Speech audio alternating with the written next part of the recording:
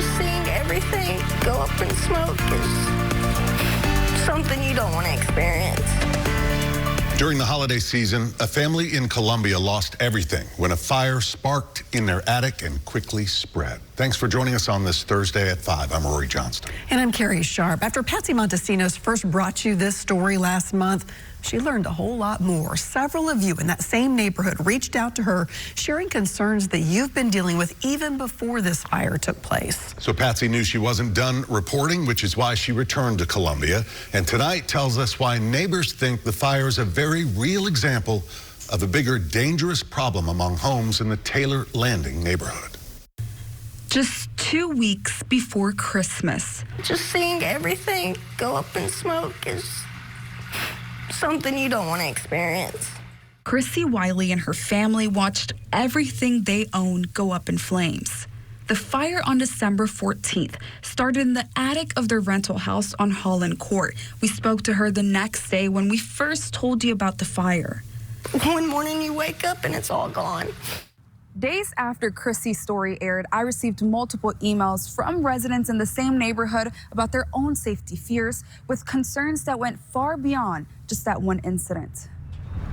Fire investigators found the fire was started on its own by, quote, an arc or spark from operating equipment in the attic, a conclusion that concerned one of Chrissy's neighbors. This is the disconnect box from Chrissy's attic. This was after her fire. Joshua Moore is an engineer who has been researching HVAC equipment issues for months. So I started searching our Facebook group, our neighbors' Facebook group, and discovered that people have been reporting these burnt disconnect boxes for the last 2 or 3 years. Months before the fire, through his Facebook group search, Joshua found more than 16 neighbors who said they had melted disconnect boxes. Some even caught fire. I could see that there were 2 or 3 of these incidents where people had these attic fires every year and nothing was being done about it, and it was an obvious pattern. Joshua took these concerns to Columbia's fire marshal, who told him in an email he would pass the information along to the state fire marshal's office.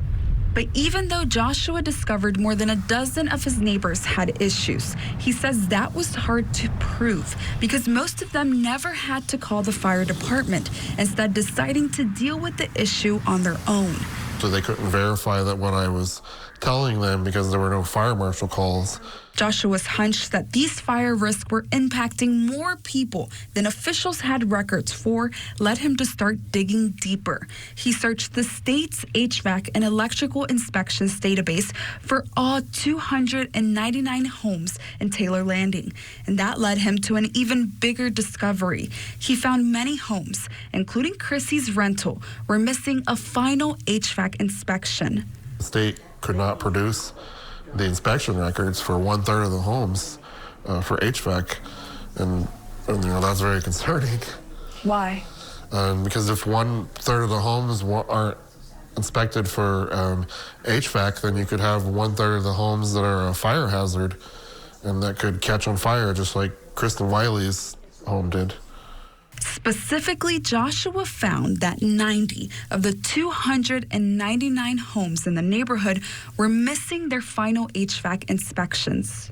You know, I think that there are fire hazards in some of these homes that maybe still haven't been caught because not all of the homes have been inspected yet. Patsy is joining us now. Patsy, Joshua is quite the investigator. He's the neighbor here. So how did he find that information about the missing HVAC inspections, and what have you been able to verify? Right, Carrie. He used something that's called the State Electrical Permit and Inspection Search Tool from the state. It's an online database. That's something you can search too. We've got a link to that database right now on this story on our website. For the homes he couldn't find a permit saying they passed, he filed a public records request. I've made the same request myself to the state fire marshal's office. So far, they've told me that they've received my request and sent me a statement explaining the process for these inspections. Speaking of a process, this whole story is a process because there are a lot of people involved in this, so it's difficult to pinpoint one person, one group who may be responsible for these potential oversights, right? That's correct, Rory. It's really hard to pinpoint the responsibility of all of this on one specific group. And that's why our reporting isn't done. In fact, in Colombia, the state is responsible to conduct these electrical inspections that include the HVAC unit. However, the state just emailed me to say the builder and contractors must request them first. The state says they don't inspect the HVAC unit themselves, just the wiring. The state also says the city of Columbia is required to ensure all inspections are completed before issuing a certificate of occupancy. But again, this is a developing and complicating issue with a lot of stakeholders, so we will continue reporting. And by the way, we have a link on our website with all of the documents and our stories so people can go and verify them themselves. It's very interesting. Yeah, great job, and so important this time of year, especially. Yes, yes. Thanks, Patsy. By the way, as Patsy mentioned, there is much more to come. We know with this story. Patsy is a good listener, so if you have any story ideas you'd like to share with her, just scan the QR code right on your screen, right on the screen right now, and you can email her directly.